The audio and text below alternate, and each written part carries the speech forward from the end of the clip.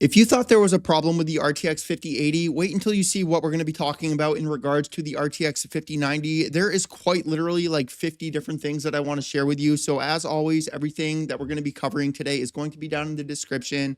And since videos are getting so long, I have started to add timestamps and everything like that. The first half of this video is just going to go over PC hardware and stuff of that nature. The mid section is going to be going over gaming and stuff of that nature. And then the last part of the video is just going to be me going over some emulation updates in regards to Super Nintendo, Sega Genesis, handhelds, emulation consoles, the Analogue 3D that is like finally actually going to be coming out and everything like that. There's so many articles, man. It's hard for me to just like mention each and every single one of them. And then we're going to round this off with one of the coolest things that I've seen in quite some time here. And then I also have a mistake that I unfortunately have no option but to correct. So let's go over this right here. NVIDIA confirming GTC 2026 conference that is going to be scheduled for March 16th to March 19th, 2026. So the reason that this is such a big deal, man, is because he's been talking a lot about AI and then all the like NVIDIA mini PC, the N1X and things of that nature. And there's going to be a lot of like pretty crazy AI stuff, which I'm not really interested in anything that he's mentioned. So I'm not going to ramble on about that. This right here is just a really quick, I'm going to close that out. I'm going to open this. Cooler Master now offering GeForce RTX 5090 slim and thick configurations. The reason that I wanted to cover this, dude, is because if the RTX 5090 behemoth of a cylinder brick that has like a massive amount of matter in comparison to a not behemoth of a graphics card, if that's catching fire, what do you think is going to happen to a slim RTX 5090?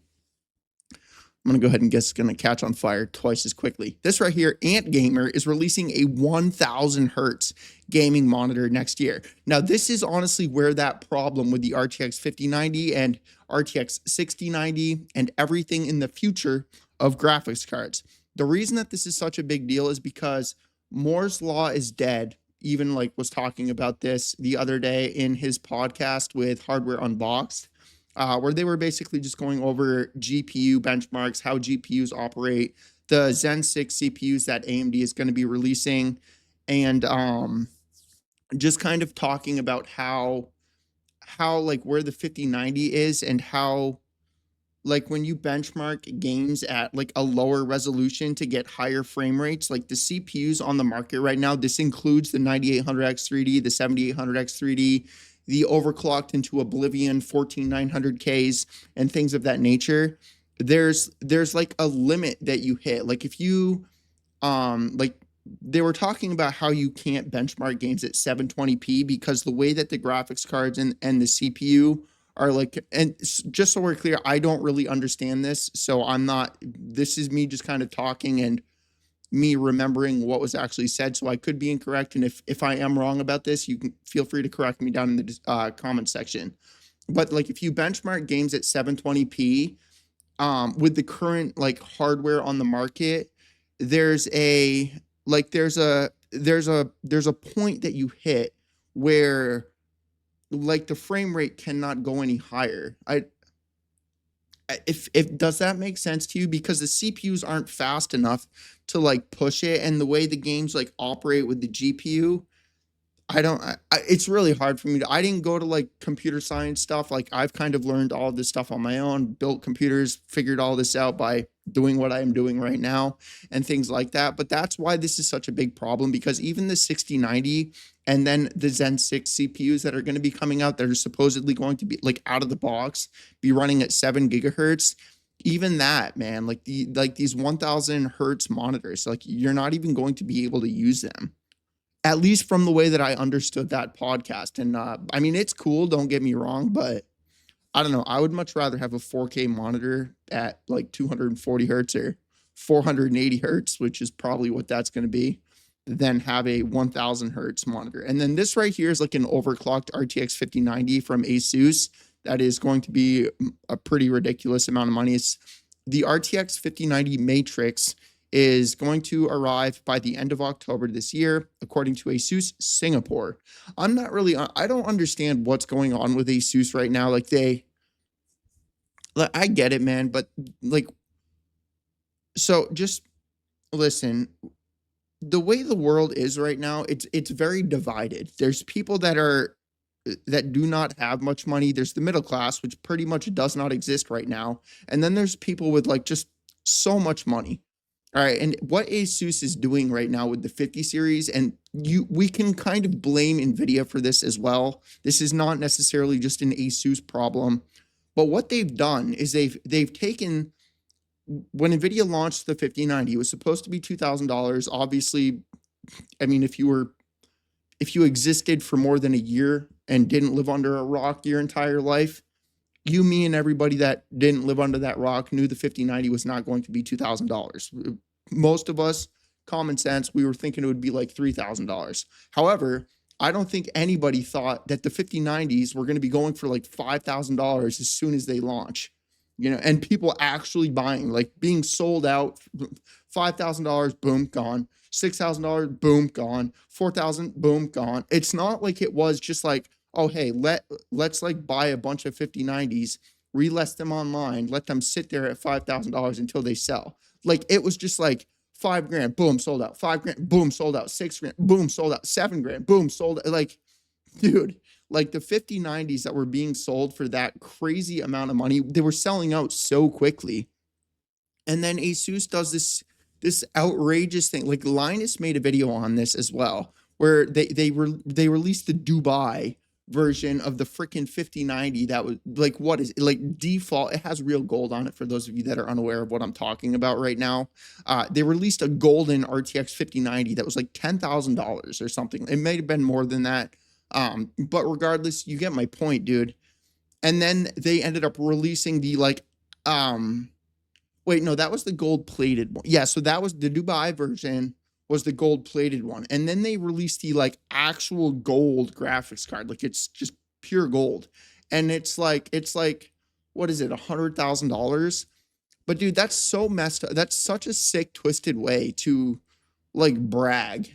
That's just my opinion, man. Like, I'm not saying it isn't cool. Hey, a golden graphics card, but they're actually for sale. Like, I'm gonna go ahead and. But the thing is ASUS has kind of always done this, not to this extent, but like I'm pretty sure they started it with the 3090. Correct me if I'm wrong with this, but I'm pretty sure they started it with the 3090, where they had the ASUS ROG, which is literally that's the first like 90, or in other words, Titan graphics card that I purchased myself. You would get that little ASUS ring,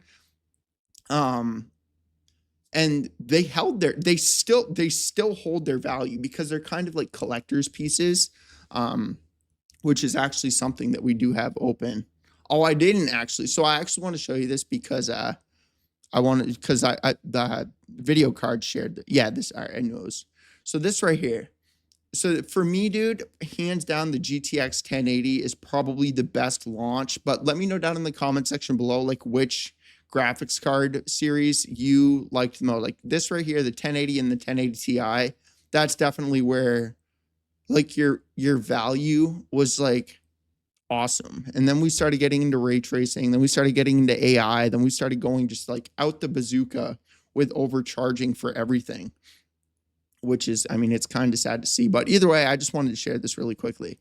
But let's come over here. The Snapdragon 8 Elite Gen 5's power consumption is around the same as the Snapdragon 8 Elite, but the chipset doubles down on performance. So here's the thing. With the RTX 5080 right now, which is what we covered the other day, and where technology is going right now, dude, I'm sorry, man. Like, what I said about like not buying a 5080 right now is mostly because of what we're seeing with these integrated graphics and then stuff like the Snapdragon, dude. Like, the integrated graphics, I don't think people understand how much of a jump the next generation of I want to say Zen. I'm pretty sure I'm correct about this, Zen 6. The next generation of CPUs from AMD, dude. Like, we're talking like a massive jump in performance, which is also going to be beneficial for consoles and stuff. But the problem with consoles, man, is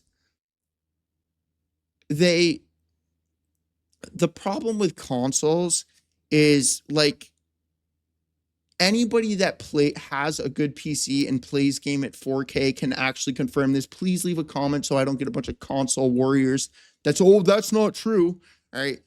If you look at a game on console running at 4K and then you launch the exact same title on a good PC, it is a night and day difference. It's like the console, like the textures are garbage, the anti-aliasing is garbage, like everything, it looks like 4K bottom of the barrel, lowest of the low settings, just to brag your game's running at 4K. And then you look at it on PC, oh, hey, look, a beautiful image. Potato, beautiful, potato, beautiful. Dude, there's a big difference in console 4K versus PC 4K. 4K potato, lowest of the low settings, 4K ultra. There's a huge difference in what it looks like.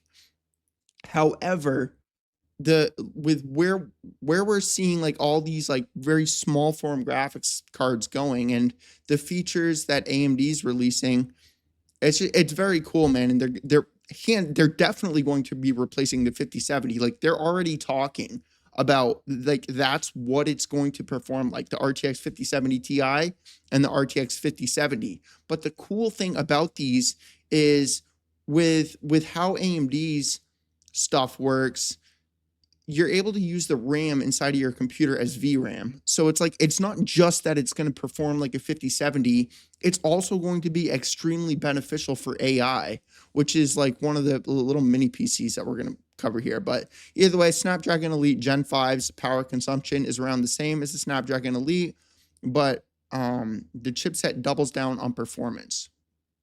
Like doubles down. Like that's what I'm talking about, man. Like technology, this is like the 10, like what I just shared with the Twitter post from Video Cards. Like when we went from the GTX 900 series to the GTX 10 series, like the GTX 980, which is literally my first computer build, and then we went to the GTX 1080, like that performance jump was huge. And like what we're seeing right now, like we're like 20 timesing that. Like it's a massive jump in performance what we're seeing. Zoom out here, that I zoomed in a little bit too much. So yeah, so the new Steam Deck rival wants you to stick its battery in your pocket. So what I don't understand about this is they already have these like little power bricks. Like you can go to Amazon and there's these like little I forget what the name of the more popular company that does this is. I forget the name of the company, but either way, I don't really understand like what the purpose of having a portable little battery to put in your pocket is. Like you need a portable battery to stick in your pocket, but you can't stick your console in your pocket. So why do you need a battery to put in your pocket if you can't even put the console that you need it for in your pocket? Would you like to explain that? Either way, but however, dude, this is it's so crazy. I wish people could understand like the AI Max Plus 395 CPU. Like this alone is just like, this is where that performance jump is just coming into play. Like the MSI, there's an MSI handheld. The new Zotac Zone handheld has this as well. We covered that the other day. Yeah, it's just it really is just so insane. So this right here, we're gonna go ahead and stop covering that stuff. So Intel Nova Lake S desktop platform. I'm actually gonna change the game. That hasn't looped yet. Intel Nova Lake S desktop platform shows up in shipping data with up to 52 cores.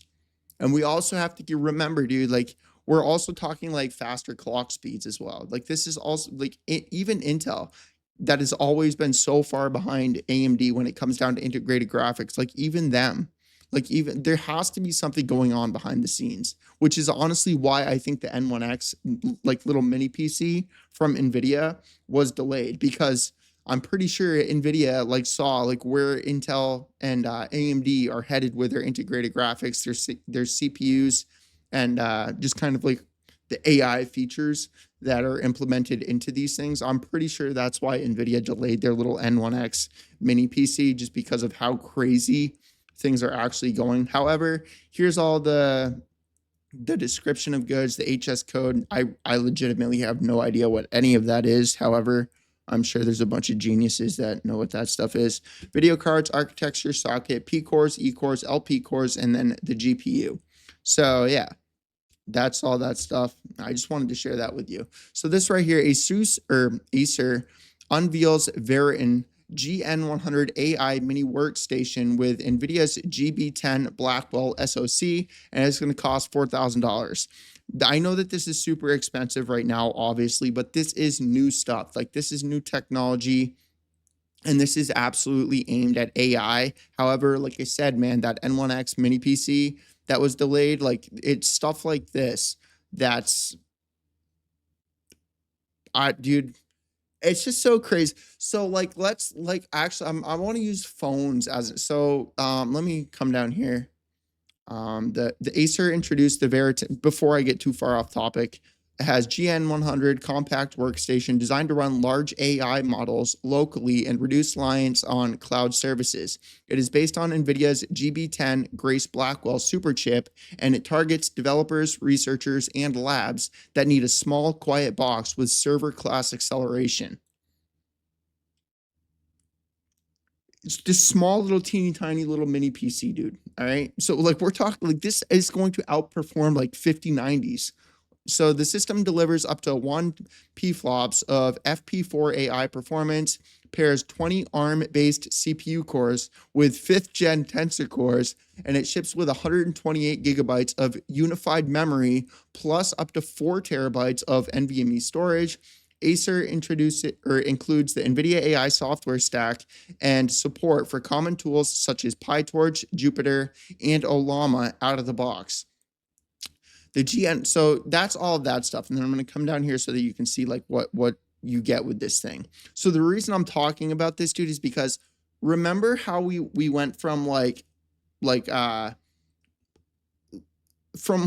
massive behemoths of a computer to like these little phones that are like quite literally 1,000 times faster than what we used to have. Like, for those of you that like maybe grew up in the 90s like myself, you remember like the old like massive behemoth Mac computers that were like all in one, or the IBM computers, like those massive like little bricks. Or so, and then they like on top of that, they were all like $6,000. Like, they were so expensive back then. And then boom, now we have like these little $1,000 phones that are literally like 1,000 times faster than those ancient computers that were multiple thousands of dollars. That's like where we are right now. And like, we're at a point where like 5090s, these like $5,000, $6,000 computers are being replaced by these little tiny little mini computers. Like, so this is what I'm saying about like the next generation of AMD CPUs, the next generation of Intel CPUs, Snapdragon working on their desktop version of CPUs. Like, dude, we're going from such a like, this is that shift. This is that shift from those old Mac computers, the IBM computers that were multiple thousands of dollars, and they're like absolute slugs. Now, like, you're freaking like a little turtle compared to like a rabbit. You know what I mean?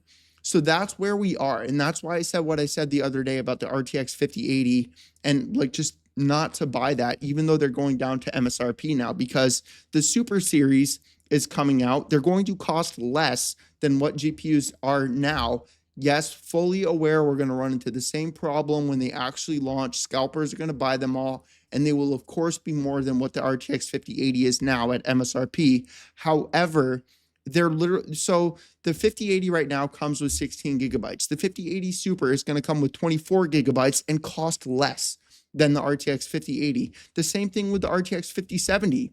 The 5070, correct me if I'm wrong on this, I'm pretty sure it has 12 gigabytes of RAM.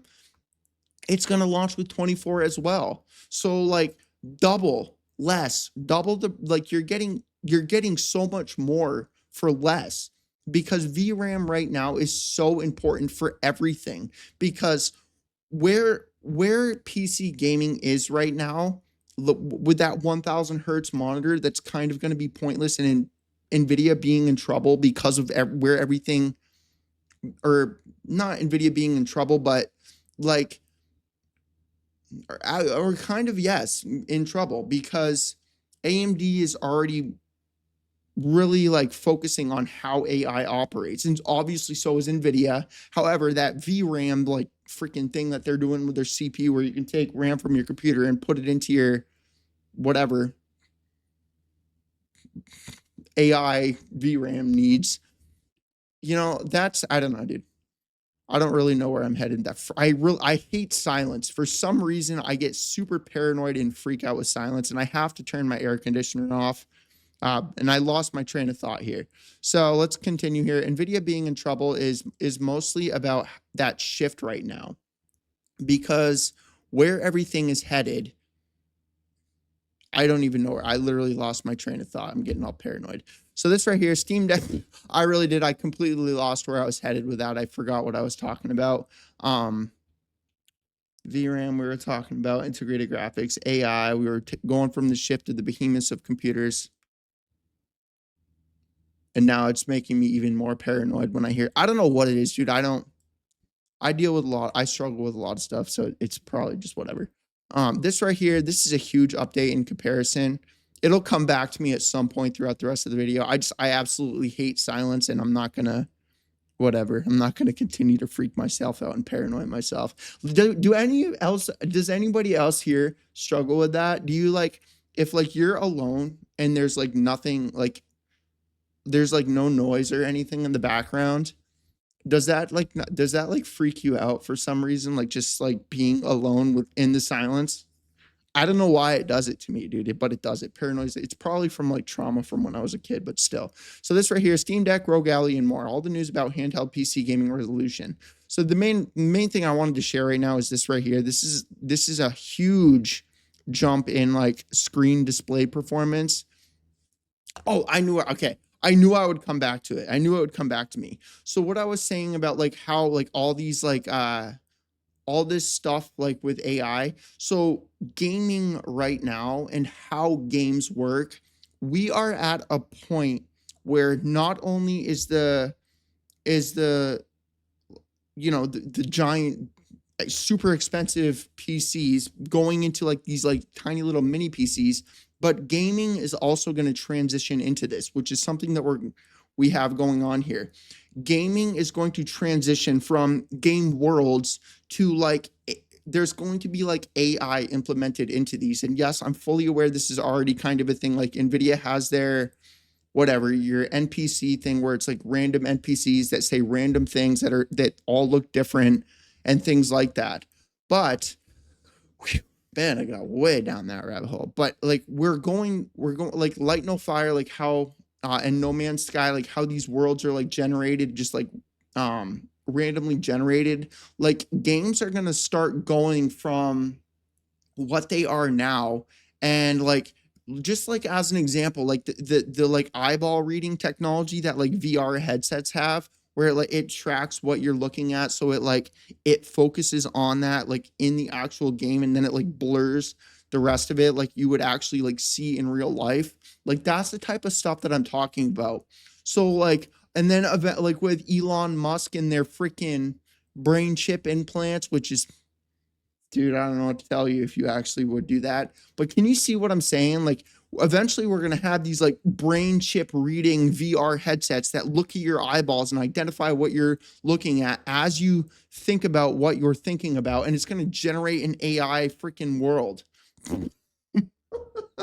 So it's going to be like your dream game right in front of you as you think of it. And dude, like, that's where we're headed right now. And it's just, dude, it's freaking wild. We're literally going to be like living in a living in a virtual reality. It's absolutely wild. So this right here, handheld, 144 hertz refresh rate. Like you can see right now, 1200p. Man, I'm like losing my breath talking so much. So I'm going to go ahead and move on right now, because now I'm getting all paranoid living in virtual realities as I'm like sitting in my thing in my apartment with dead silence. I really don't. I wish people could understand. I do. I get super paranoid. Like I start like having panic attacks and stuff because of silence. Thinking Thinking I'm dying. So anyways, Escape from Tarkov is coming to Steam. That's really all I need to say about this. I'm gonna be honest with you. This is like one of the main reasons I don't play this game is because it's not on Steam. So I just wanted to update everybody with that. So I'm actually gonna cover No Man's Sky really quickly first. So the reason I'm covering like No Man's Sky and the Light No Fire stuff is because first of all, this is like what Star Citizen like should have been 20 years later. How long has it been since Star Citizen came out? It was like it's been about 20 years, right? Something in that range. But they end up talking about how a lot of the stuff in this update right now is going to also be in Light No Fire. Like how like when you're in a ship with your friends and you're flying down to a planet as the planet's being generated and the friends in your ship are like customizing the ship, like the world's being generated as your friends are like changing your ship as they do things inside of your. So there's like a lot that goes on warping through. Yeah. So right here. So much of the technology we're introducing with Voyagers is shared with our next game, Light No Fire, which is a truly open world, a shared Earth-sized planet with oceans to traverse, needing large boats and crews. We love that we get to share this technology with players early so that you can wishlist Light No Fire here. Dude, this I'm gonna look, as somebody that struggled with gaming addiction before, and that was mainly in the first Destiny, not Destiny 2, but like Destiny was kind of like a new thing all of its own, and it grabbed me. It sucked me into that game. It was so much fun. It was a brand new experience that pretty much had never been done before. This is just like that. This is one of those games that have like nobody has ever done something like this. This is such a because I'm free. Because dude, I can't even. There's no way I'm not gonna play this, and I'm paranoid and freaking out because I don't want the same thing that happened with Destiny to happen with this game, and I need you guys that are watching this to like hold me accountable, I guess. Because dude, I'm so excited. I'm so extremely excited for that. Like I already have it on my wish list. I'm already following it. I'm so insanely excited for this game, man. Like this is just as somebody that loves games to just like chill out, hang out, explore, have fun, and just chill and have fun. And I don't really like the competitive stuff. I don't like hard games anymore. I really just like to have fun, hang out, and just chill, which is why I'm big on emulation and why I'm big on the retro stuff, because you can just hop into a game, play it for whatever 20 or 30 minutes and be done. But this is like one of my other favorite games, Ark Survival on steroids. This I genuinely am so excited for this game. So let's get back here. I really am. I wanted to share that with you because of that. And then this right here is just our Light No Fire promises Earth-sized planet with real oceans to explore, which they just go back to the article on the No Man's Sky update. I really am, guys. I really am. And I'm gonna play this, and I'm definitely playing the crap out of this. It's probably gonna be like not the only footage in my videos that you guys see for like months. So this right here, just a really quick update in regards to PlayStation Plus games. And I'm pretty sure that there's also, yeah, Stardew Valley. I'll cover this next since that's a part. So the PlayStation 2, Psychonauts 2, awesome game for a super throwback of people that grew up in the PS2 era. Stardew Valley, incredible game that continues to get updates. People still play. It's just a very chill, relaxing, fun game. And then there's Viewfinder. Never heard of that. Don't really care about that game. However, just wanted to let people know about that. And then this right here, Stardew Valley is getting yet another surprise update. So if you do have Stardew Valley and you still play this game, then go and check that one out. And then we'll cover this one as well. So Xbox Game Pass, all the games coming in September 2025. There's a ton of like huge games that are coming to Xbox Game Pass this month. So it really is, it's such a good value. However, September, these are all the games that are going to be coming. I Am Beast, Nine Souls, which is such a fun game. Cataclysmo, Hollow Knight, Silksong. I'm just, dude, like, As you, NHL, just you could see that I just like I don't understand how they get. I don't understand how they get it. I don't, dude. It's crazy how much of a good value Game Pass is. It's just wild to me. So Nine Souls is an incredible Metroidvania. Hollow Knight, like one of the most anticipated games that really vast like notifications are so irritating. And I lost my. So yeah, Nine Souls is an awesome game for those of you that have not played it. Hollow Knight Silksong, like this is like a game that people have been wanting to come out for such a long period of time. Like this has to be one of the best months for Xbox Game Pass period. It's such an incredible month. So upcoming game releases calendar for September 2025. Again, I just wanted to show you guys this.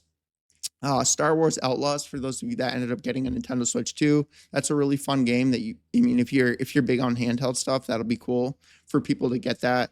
This is just a Bubsy for somebody that grew up in the Super Nintendo era and still plays tons of Super Nintendo games, which is literally why I have Aladdin going on in the background. This is literally my favorite console, like 30 years later. This is a really cool month for game releases. You know what I mean? And updates inside a game. So I've been thinking about Silksong's Steam launch numbers, and honestly, we might be in for a shock. And this is one of those things, dude, that because Hollow Knight was such a good game that this is just bound to be like a super popular game. It really is. It's a simple Metroidvania, however, whatever. So now before we get into the actually, I'm going to say something and I'm not going to transition into this correctly. This is the mistake that I made, okay? And I don't want the company to actually hear this, okay? What I say about I never take sponsors or brand deals, that is true. I never take brand deals or sponsors. However, since the company emailed me and stuck the YouTube video brand deal in the middle of the email, knowing I would not read that, I'm going to do the exact same thing right now. This is their problem. This is not my problem. I am not going to make a dedicated video on this product. 99% of the companies that send me emails and reach out to me to do brand deals and sponsors and cover products is for the Amazon influencer program. So I made a huge mistake and accepted this brand deal. However, it is something that I actually needed, okay? And it is something that does actually work. However, I need to say that because if a company is going to like put this in the middle of a 40 paragraph email and yeah, so I just wanted to say that. Let's cover the next thing so that you don't see this because I'm going to give them the timestamp. And I'm not going to give them the timestamp to that portion. So this right here, 34 years ago today. So Super Nintendo. I know I'm a little bit late on this one. August 23rd, 1991 is when the Super Nintendo released. I don't know why it took me a minute to remember that. Well, so I want to ask you, like, what was or if you're watching up to this point, I want to know like which Super Nintendo game was the first game you played. For me, it was Super Castlevania 4. And then we played, I don't know what it was after that. Or I didn't play Super Castlevania. My dad was playing Super Castlevania 4. I played Donkey Kong, I think, followed by Super Mario World. Those are the 3 games we got. Followed by Top Gear, which my dad also played. The music in Top Gear is still sick. The music in Top Gear, still awesome today. It still has that like super whatever vibe going on. So now, really quickly, I want to introduce you guys to this right here. This is Orico Sharp Vid 4K capture card. This is honestly, so as somebody that has an Elgato HD, and then I also have a couple of AverMedia. One is like a portable one, so if I go to like Gamescom or something like that, like I can actually record footage. The company did not give me any money for this. They literally just sent me a free product, and I told them that I would make a video on this. So it is USB-C. You need to plug it into USB-C, but there's a couple of really cool things that this has. So with the Elgato, it has an HDCP key, which means like I'm pretty sure this was the PS4 where you had to go through these like loopholes to get audio coming out, to record your microphone, or like record everything on the PS4. And that's like some sort of like security protection thing, which is what HDCP is, I'm pretty sure, if I'm not mistaken. It's like so it'll blank out your screen so you can't record anything that you want to record. And I run into that problem with the AverMedia one. And then another really cool thing that this capture card has that the AverMedia and the Elgato ones do not have is it's USB-C. So if I wanted to like record my phone gameplay and I wanted to use a USB-C, like a charging cable or whatever going from my phone into this, or even my camera, if I wanted to use a USB-C to USB-C to plug into this and record in 4K 60 frames per second, I would actually be able to do that. And then the in switch, this means I can go from HDMI to USB-C. So there's two switches on the front of this thing. And then if you do run into the problem with like the PS4 where you can't record your audio or do anything, you don't have to do like stuff that you have to do with Elgato or AverMedia, where you plug it into OBS and you have to add an audio source. Then you have to select the microphone that you actually want to use. And the main reason I wanted to cover this, dude, is because the retro emulation consoles that I'm always using and I'm always recording and I'm always getting footage of in the background. This is super useful for that, and it's 4K 60 frames per second. So, I mean, then you obviously on the back you have the power where you're going to plug in to power on the actual capture card, and then the in-out feature. So basically HDMI in, that's where you plug your console in, and then the HDMI out, you put an HDMI into this and then plug it into your monitor or TV so that your console goes into this. Then you can record, and then it's like it's being output on your display. There's no delay on this. It records in 4K 60 frames per second.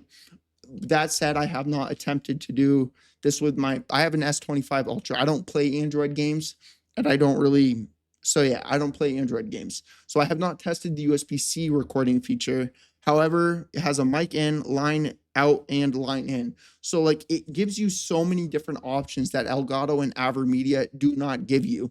And yeah, so the company did send me this again.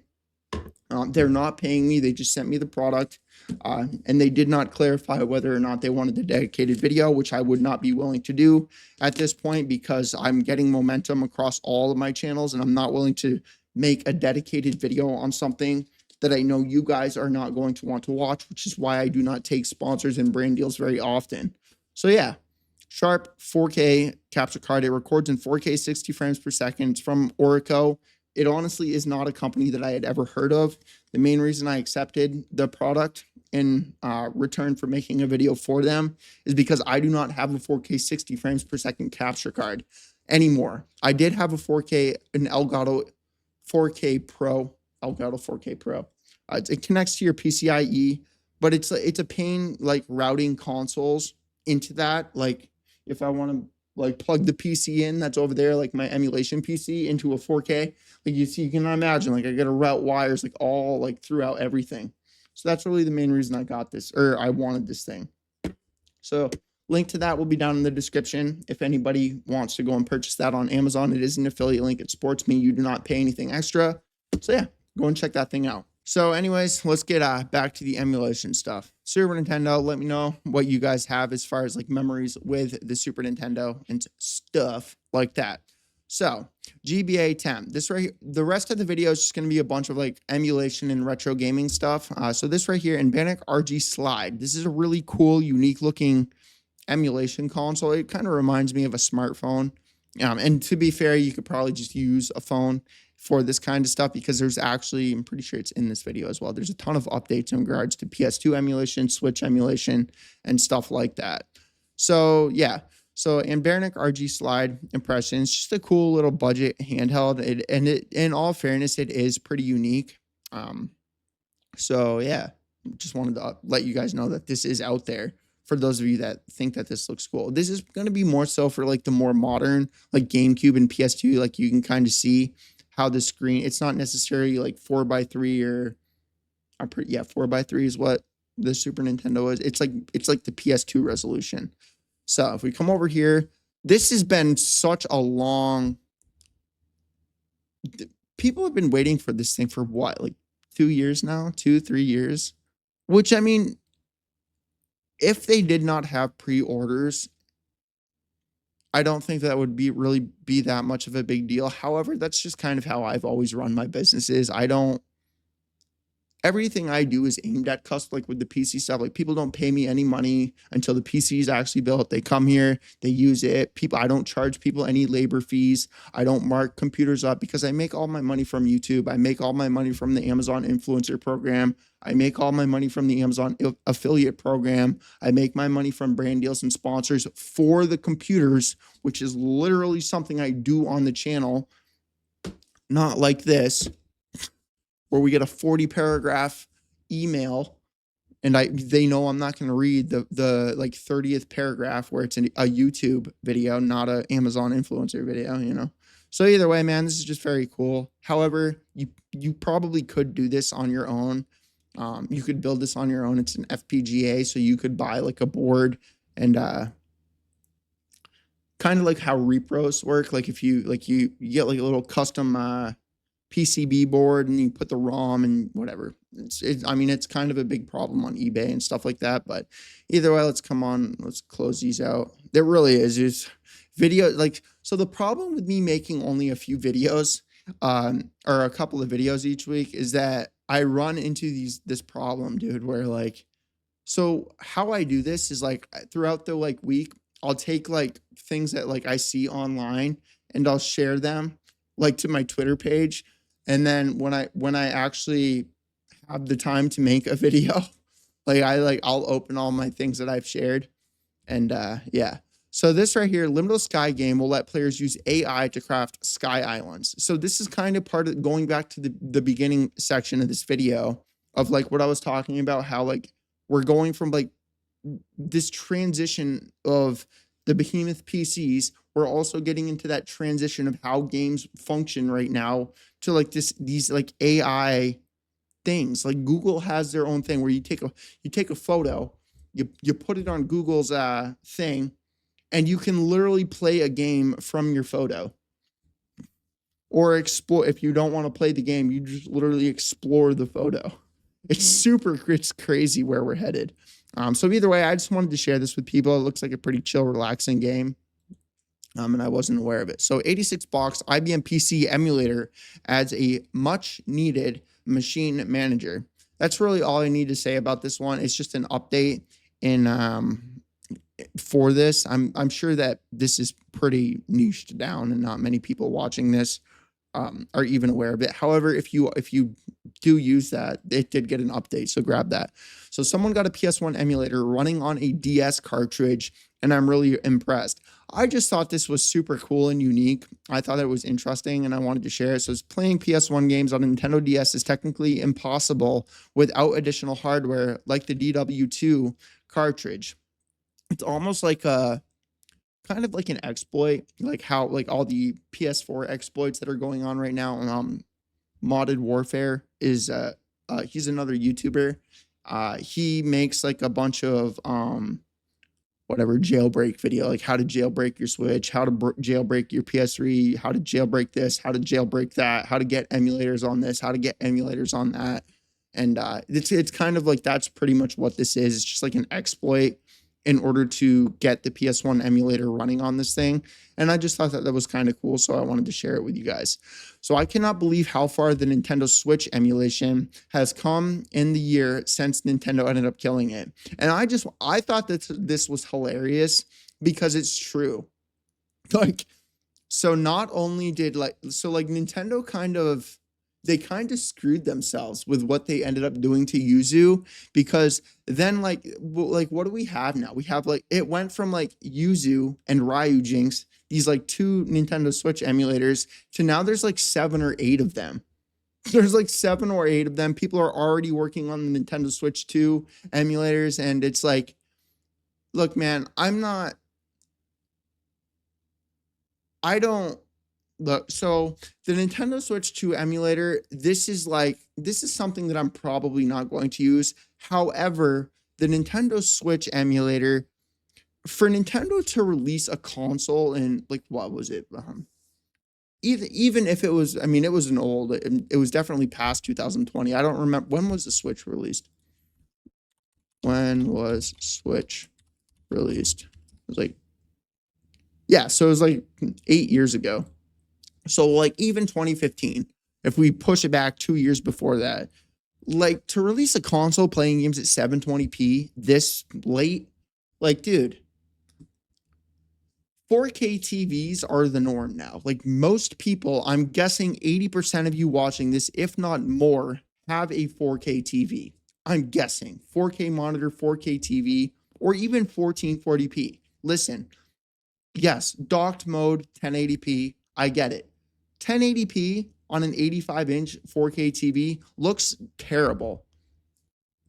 1080p in general, upscaled to 4K, looks worse than 720p upscaled to 4K because like the resolution doesn't scale to 4K properly, which is why like super sampling is so popular on like lower end computers like DLSS and stuff.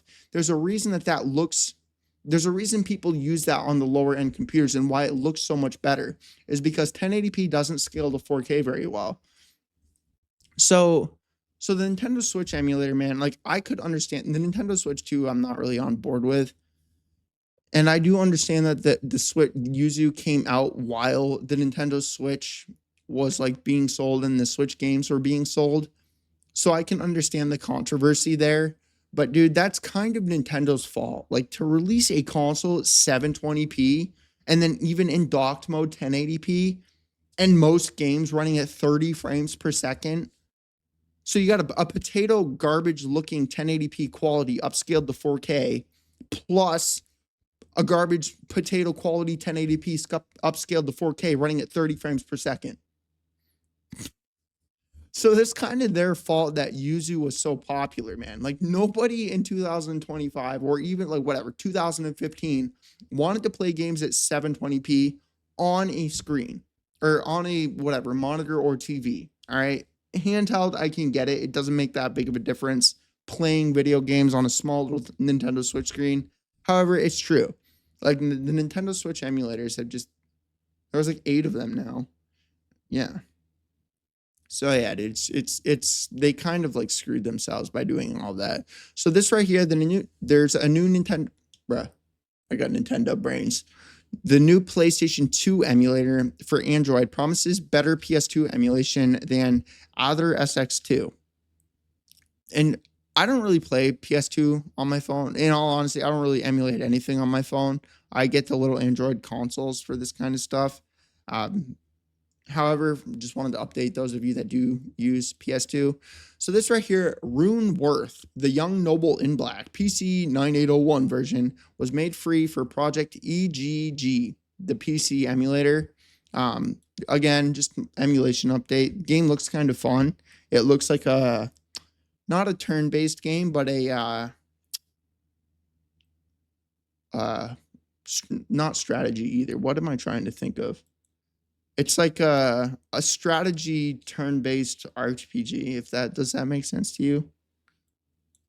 So a good example of what this looks like to me and reminds me. Oh, here we go. Actually, I didn't realize it had footage. So it kind of reminds me of the game ActRaiser, but how it had yeah. I don't know. I'm getting all miscombobulated and confused. It reminds me of like a combination of ActRaiser, Zelda, and then like one of the what it's not strategy or turn based. What am I trying to think of? It's not strategy or turn based. I can't remember the freaking genre. It's irritating me. However, I just wanted to let people know that's really all I need to say about that. So this right here, just a cool little DIY handheld that was built with a Raspberry Pi. I think that this is super interesting. It reminds me of the little NVIDIA Shield. Do you remember that? The little NVIDIA Shield like controller with the screen that flipped up, and it was like you covered your controller and there was like a screen that flipped up. I think this is pretty cool. Does this not remind you of that? And for people that like the DIY stuff, they like building stuff, like even the people that are into the FPG scene, like remaking like a Super Nintendo. Maybe you have a Super Nintendo console and it stopped working. Like you have the FPGA boards that you can replace in the Super Nintendo so that you can actually get it up and running again. Same thing with Nintendo cartridges. You can buy the You can buy the little Nintendo board so that you can actually fix the game that you own, because it's getting so old and outdated at this point. So either way, I just thought this was really cool and I wanted to share it with you.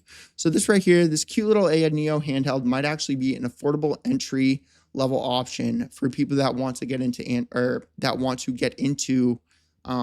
emulation and stuff. Dude,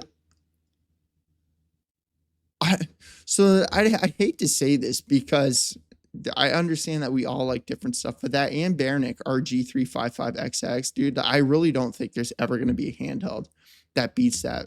However, for people that want to play like PS1 games and PS2 games, this is absolutely going to be one of the better deals for you. So this right here, I just wanted to nerd out about. I love outer space, and I really wanted to share this. So goodbye to the old cosmos as we knew it. The James Webb detects 300 mysterious objects from the early universe that surprise astronomers. So dude, there's galaxies that were like formed before the Big Bang, and then there's also like planets that we're discovering.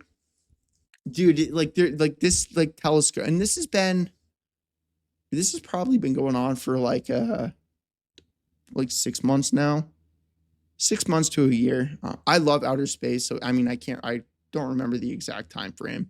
However, like there's like there's no way I'm gonna be able to remember everything. I love outer space and I love the universe. So, yeah, for those of you that haven't looked into the James Webb telescope, definitely go and check. If you're like me and you like outer space, I don't study this kind of like I do with the gaming and technology. I just find it extremely interesting. The same thing with humans and like the Egyptians and like going back in time to like our ancestors and stuff. Like there was actually a discovery in Georgia, not like United States Georgia, but Georgia in the UK. There's like a 1.8 million year old jaw that was just barely discovered. And yeah, so it's just stuff like that. I find it so interesting, bro. And then there was like a Joe Rogan podcast last night with a guy he studies the Egyptians and like ancient Egypt and the Great Pyramids and stuff. And he was saying like how there's been humans that have been found that are like 300,000 years old, but there's like a lot of conspiracies, like humans in their current form, not like our ancestors, like the ones that are like 2 million years old, like I just barely mentioned. Like that was like a different again, I don't study this stuff, so I don't the names of this crap are kind of like flying out of my mind.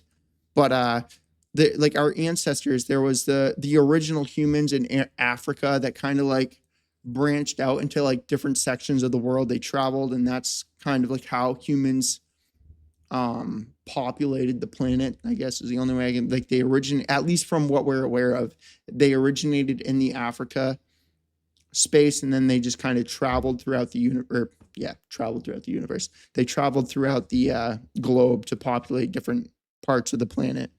And but I'm talking about like humans in their current form.